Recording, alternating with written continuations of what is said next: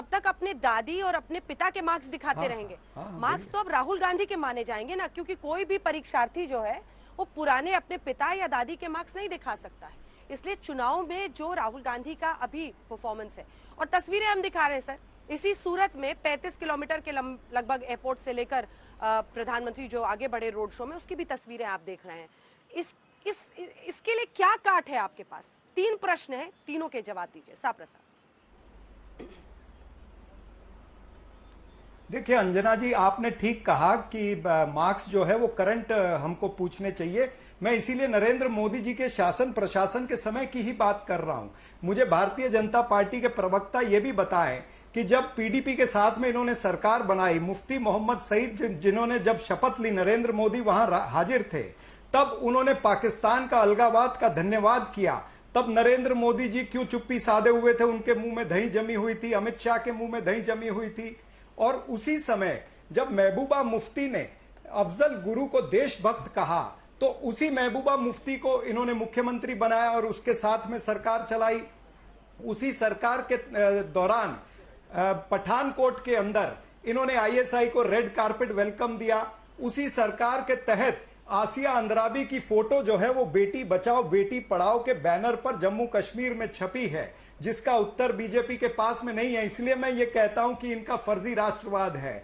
आसाम के इनके पदाधिकारी निरंजन हिजोई, उसे एनआईए ने पकड़ा, और एनआईए ने क्यों पकड़ा? क्योंकि टेरर लिंक थे उसके। उसी तरह से मध्य प्रदेश में ध्रुव सक्सेना जो आईटी सेल का इनका पदाधिकारी था, उसको एटीएस ने पकड़ा, वो आईएसआई का दलाल निकला ध्रुव सक्सेना। ऐसे अनेक लोग, बलराम सिंह मध्य प्रदेश का इनका बजरंग दल का जो अध्यक्ष था, वो खुद टेरर लिंक थे और टेररिस्ट लोगों के लिए लॉजिस्टिक सप्लाई करता था। तो भारतीय जनता पार्टी के प्रवक्ता, जब आप एक उंगली हमारी तरफ करते हैं तो 3 उंगलियां आपकी तरफ है, जिसका उत्तर आपके पास नहीं है, ना ही आपके आला नेताओं के पास है। और ये मैं करंट बात कर रहा हूं, मैं कोई इंदिरा जी की और राजीव गांधी के दौर की बात नहीं कर रहा हूं। ये आपके 8 साल के कार्यकाल का पर्दाफाश कर रहा हूं कि जिस राष्ट्रवाद के आधार पर आप वोट मांगना चाहते हो, वो फर्जी राष्ट्रवाद है। 1989 का जिक्र मैं करना चाहती हूं यहां पर, क्योंकि 1984 के दंगों के मामले में जो आरोपी हैं उनको अगर कैंपेनर बनाया जाता है कांग्रेस पार्टी की तरफ से, सापरा साहब, आपके लिए कितना दुखदाई है? हालांकि उसी के बाद 1989 में माधव सिंह सोलंकी के नेतृत्व में कांग्रेस पार्टी ने रिकॉर्ड जीत यहां पर इसी गुजरात में हासिल की थी, 149 सीट्स, 149। लेकिन उसके बाद से जो आपका पतन होता चला गया, सत्ता में आप नीचे फिसलते चले गए, कुछ तो इसकी वजह होगी ना। और 84 पर को लेकर जो एक सीधा प्रश्न आपसे है, उस पर भी जवाब देना चाहिए सर आपको। देखिए 84 का लिंक जो है वो गुजरात के अंदर में कोई नहीं है। लेकिन जो गुजरात के अंदर कांग्रेस पार्टी, आप ठीक कह रहे हैं कि हम वो 149 सीटें जीतने के बाद में हम उतनी सीटों तक कभी नहीं पहुंच पाए।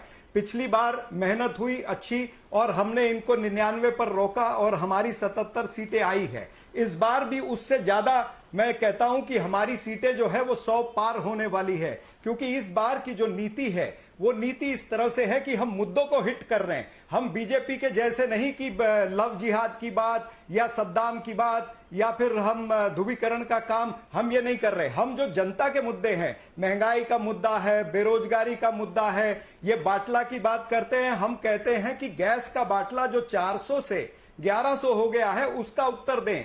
मोरबी के अंदर जो 137 लोगों की मृत्यु हुई है, जिसकी बड़ी मछली जो आज तक नहीं पकड़ी गई, बड़ी मछली को बीजेपी के नेताओं ने भगा दिया गया है। जिस तरह से नीरव मोदी, मेहुल चोकसी भागे, इस तरह से इस मछली को भी भगा दिया गया है। तो ये अकाउंटेबिलिटी भारतीय जनता पार्टी की बनती है। जो वहां पर पेपर लीक का कांड हुआ, उसके ऊपर ये उत्तर नहीं देना चाहते। जो वहां पर दारू का हुच ट्रेजेडी हुआ, उसके ऊपर ये नहीं बोलेंगे। जिस तरह से लाखों करोड़ों का वहां पर ड्रग्स उतरता आया है गुजरात के अंदर, महात्मा गांधी की भूमि पर ड्रग्स उतरते हैं, नशीले पदार्थ उतरते हैं, दारू बिकती है, हुच ट्रेजेडी होती है, 70 लोगों की मृत्यु होती है, मोरबी के अंदर 137 लोगों की मृत्यु होती है, लेकिन प्रधानमंत्री अमित शाह जो वहां पर धुआंधार प्रचार अपना कह रहे हैं कि हम करते हैं, उस विषय पर नहीं बोलते जो जनता के विषय है। कांग्रेस पार्टी जनता के विषय को लेकर के चल रही है और हम जनता के बीच में पहुंच चुके हैं, इसीलिए ये इधर उधर की बात कर रहे हैं, लोगों का ध्यान भटकाने की बात कर रहे हैं।